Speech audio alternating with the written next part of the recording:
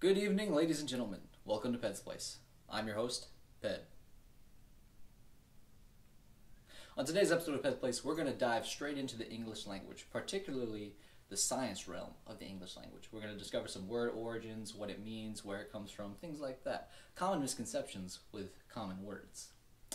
Now, the first word that we're going to decrypt is DNA, which is an acronym. Now, many people think that DNA stands for deoxyribonucleic acid. Well, I can confirm that this is 100% false.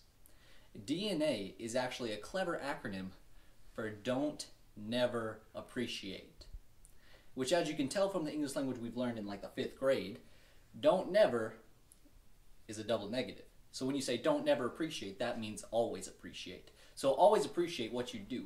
So when it says that DNA makes up everything, that means a successful human being is made up of appreciating everything. So the next word we're going to be looking at is the little word science. Now, a lot of people are like, we know what science is, Ped, come on. You don't know what science is. See, most people mispronounce science, I've actually been mispronouncing the whole time, as size ants. See, people say science, it's size ants. When you mispronounce it that bad, you know it's got a different meaning. I mean, come on. So, size ants can mean one of two things.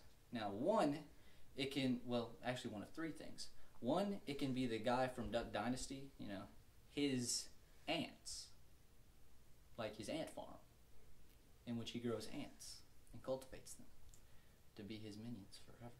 The other one could be, of course, you know, size ants. Like, whoa. Like, you know, those big ones that, like, bite you and you're like, but size ants. The third one can, of course, be size ants, which you're like, that's the same word. It's not, because this one is spelled P-S-Y, you know, like his ants. And that could be his ant farm or his, you know, his lady mother sisters. I mean, either way you really want to look at it. See, that one, you know, it's interchangeable, so it's the same meaning, but, you know. So, science itself has gotten so far from its original meaning that, I mean, what's the point?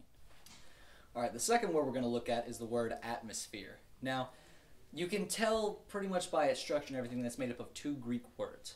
And those words are atmos and fear. Now, a lot of people, they say it's, you know, atmos and sphere. They're wrong. See, I'm sure you're all familiar with the popular phrase, we have nothing to fear but fear itself. That means that the worst thing by far is fear at most. See, at most, fear. And you know how it surrounds us? That's to constantly remind us that we have nothing to fear but fear itself, America.